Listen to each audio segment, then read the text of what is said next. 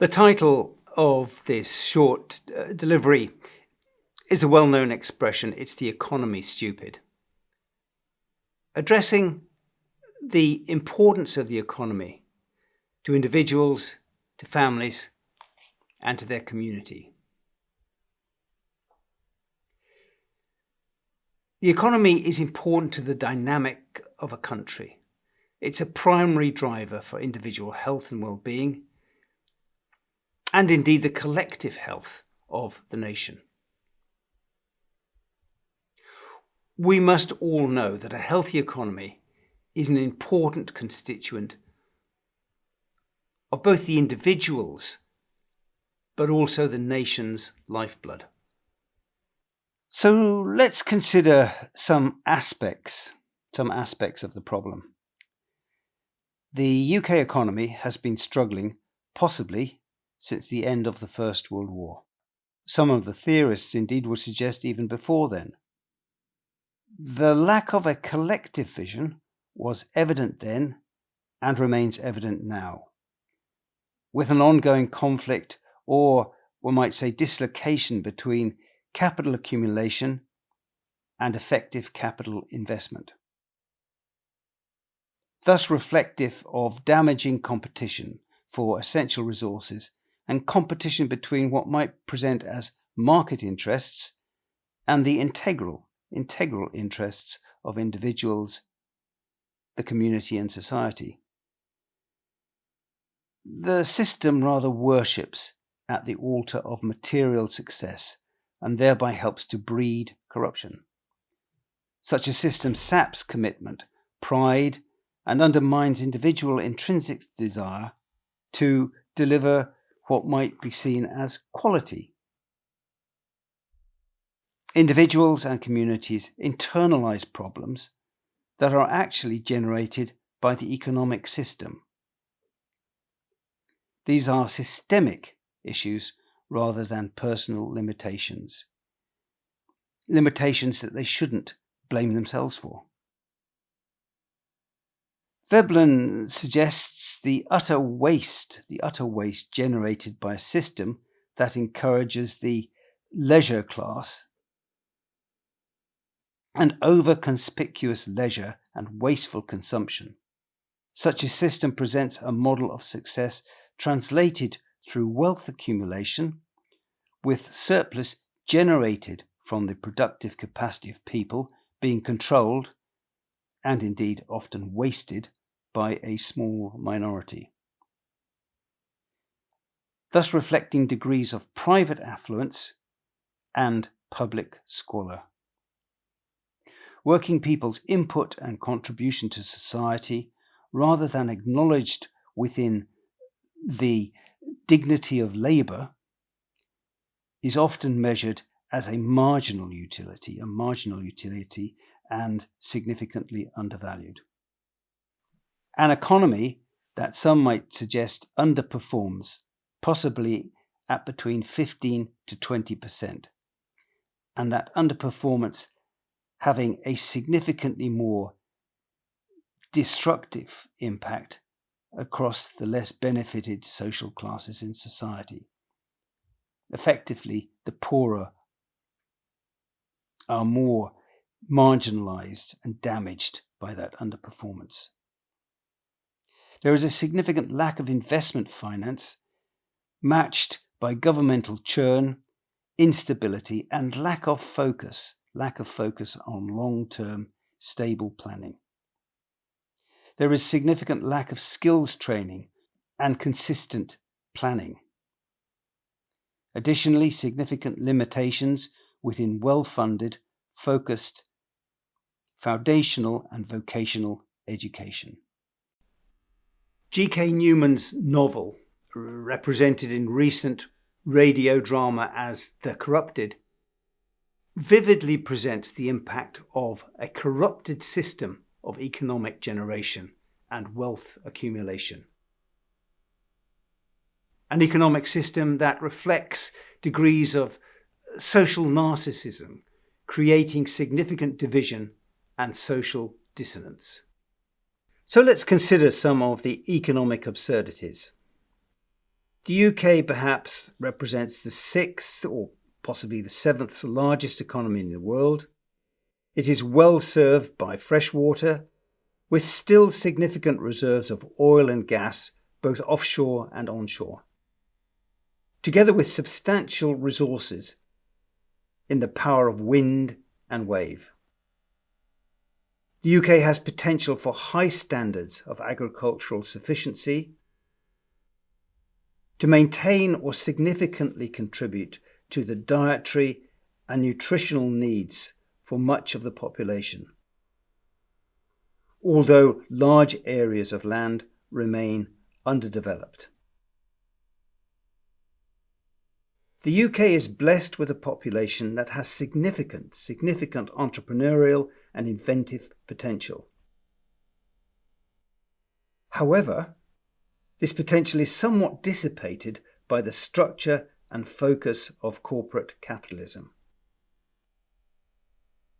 Dissipated by the selling of energy rights to international corporate interests, resulting in a population being unable to properly enjoy at reasonable cost the benefits of those resources. The perception of limited land availability in the UK masks grossly disproportionate and inequitable land distribution and ownership. With a large population, this contrasts with the reality where a relatively small number of sometimes very large estates, corporate organisations and individuals own and control a large amount of the land. Much larger numbers then own much smaller amounts of land, or indeed none at all. The oil and gas companies generate disproportionate profits, whilst families struggle to meet energy bills. Many of the water companies have paid excessive and unjustifiable amounts to shareholders and executives, whilst having damaged the quality of an intrinsic product. We have an agricultural system structured against this dislocated economic system that results in the abuse of animal rights and animal life, and increasingly damages and evidently generates what you might call toxins impacting on land and water courses. A grossly expensive and exploitative housing market generating disproportionate benefits for landlords and banks. Individuals and companies grudgingly contribute to the maintenance of the country, to its infrastructure, and to the salaries and wages of those who effectively help to maintain the functioning infrastructure on which the companies operate and rely. In many cases, corporations and companies generate large amounts of income and corporate wealth, although paying employees at very moderate levels, often insufficient to meet any real quality of life. Consequently, they live on the economic edge or beneath the economic waterline. For many, their incomes are often insufficient for their means, resulting in taxpayers' support for them through the welfare system. Workers constantly have to struggle to maintain a reasonable standard of living. Effectively, they live from salary check to salary check, from month to month. This represents an unstable, soul-destroying, and entirely unproductive system of engaging human potential, representing examples of the absurdities in the economic system that we live with.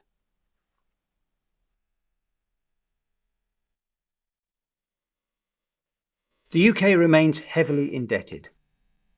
Levels of governmental debt unknown since the Second World War, or certainly since the 1960s. Governmental borrowing fueled by misguided policies, such as locking down the economy during COVID-19, wasteful use of taxpayers' monies generated by hard-working families. This governmental debt is matched by disproportionate levels of taxation impacting on working families, and indeed paying healthy people to be inactive, supporting a national investment, for example, in the restaurant industry, or buying in and very actively promoting certain types of vaccinations, some of which were probably unnecessary, and indeed, in a certain proportion of cases, probably damaging.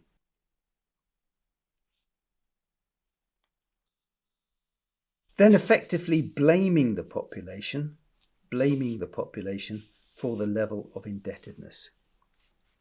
Indebtedness, that means that a disproportionate volume of the nation's generated income is wasted on interest payments, leaving relatively little sums then for effective social investment. In increasingly difficult financial times for many in the country and community, taxation bans remain substantially unchanged, therefore significantly increasing taxation levels for many, particularly and including working families. Simultaneously, interest rates and the cost of borrowing is substantially increased over a very short time frame, with landlords and corporate capitalism working consistently to preserve their profit margins. Therefore, the pain of economic pressures bears down disproportionately on ordinary people. It represents almost a Lewis Carroll model of running and sustaining an economy. So, what is the impact of this damaged economic structure? The economic system should provide an integral dynamic for society, contributing to the healthy lifeblood of the community. When that's damaged or evidently, you might say, imbalanced, this bleeds energy and commitment from individuals and from the collective society. There is a sense of decline, a sense that almost the rungs of the ladder are falling away beneath individuals and families, a sense that the centre isn't holding. Visible and often vulgar representations of wealth contrast with the individuals and families maintained by food banks. A fragile gig economy compared to the comfortable opulence in other sections of society. The system seems to battle to suppress wage and salary levels in many areas and disproportionately imposes taxes. Many individuals and families struggle to maintain themselves where others live at vulgar levels of opulence. A significantly and dangerously divided society. What does history tell us about such divisions? History records for us the impact and risks associated with significant economic imbalance. Robert Merton's original strain theory is certainly applicable here. At a certain point, the essential elasticity binding society can become overstretched or even fractured and snaps. France at the end of the 18th century and the emergent tumbrils and guillotines in the streets of Paris represent an example of this. Again, significant drivers for the Russian Revolution and the rise of Bolshevism were again economic. And the world still lives with the consequences of that. Wealth and power imbalances were significantly associated with the emergent fascism within Europe re-emerging currently in regions such as West Africa and presenting significant evidence of instability. We might wring our hands when more and more economic migrants arrive on the shores of Europe or on the shores of the UK. A damaged and unequal economic model translates to economic instability, fear, anger, significant social division, and inevitably pressures for migration. Damaged and damaging economic structures and systems evidently threaten the very infrastructure and sustainability of the planet Earth. So, having explored some of the limitations, deficits, challenges, what can be done to stabilise and rebuild the economy? This requires significant and committed long-term planning. Long-term planning provided by stable governments, rather than acute, reactive, and politically fashionable group popularist policies. A healthy economy contributes to a healthy population. Taxation levels that bleed the population and contribute to maintaining disproportionate and unnecessarily chronic levels of ill health should be monies saved for productive investment. Historical claims that salary levels can't be increased without significant improvements in levels of productivity, that we need productivity first, this then increases or will contribute to the standards of living. An alternative model suggests that by reducing taxes and levels of taxation with more real income in individuals' pockets provides both more incentive to be more productive, but also generates more collective economic surplus when properly spent, and certainly when it's invested in working families.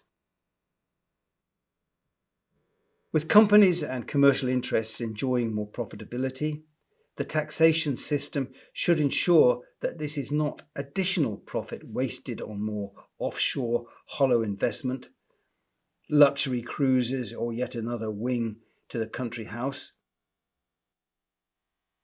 Critical to build a growth fund, as with any family financial plan, to build a capital reserve. Certain sections of the very wealthiest population need to have more of their wealth redistributed, with specific, targeted and localized support for particular groups of individuals and families. Historically, there's been a commitment to a certain model of globalization. Nothing intrinsically wrong with globalization, although this particular model has exposed many to fragility and the vagaries of the market. So where should we be, and why should we do this? For centuries, we have lived with societal competition, and we've come to accept or been taught to accept significant, indeed enormous divisions in wealth, in opportunity, in health and power imbalances. Effectively, we've come to accept or have been socialized to accept the abnormal. It is important to differentiate health from ill health, the natural from the unnatural. The current system of economics is abnormal, potentially pathological, and malignant. This system leeches energy, leeches commitment, and is quite evidently damaging and potentially lethal to individuals, communities, and indeed, and evidently, to the living world. This time must be marked by new thinking, not just turning a page, but starting a new chapter. The economic system that we operate to is critical to the functioning of individuals and a collective vision and more dynamic health vision for society. As already said, the economic system is the lifeblood of society. If the vascular system is not functioning in the body effectively to serve every cell, then there is emerging evidence of pathology and malignancy. Key areas of the economy critical to sustaining life must be controlled by the community. Important to allow more people the freedom to function entrepreneurially, but also to ensure that all members of society make a fair contribution, and are therefore entitled to a decent quantity and quality of life. The healthier society, the more collective that society, the more dynamic that society, the better it will perform. The old economic system and order failed in the 19th century, in the 20th century, and continues to fail. This is a time for change. The UK has been a leader in other areas of world history. The UK can be a leader in a new economic model and direction, a more collective and healthier vision of an economy in which people and the living world genuinely matter. God is also an economist and knows well enough how to run an economy for everybody's interests. We must engage with God's will. We are either with God in this new direction, or we are in opposition to God. Opposition to God is a dangerous pathway for us to take. I am Dr. John Power, and thank you for listening.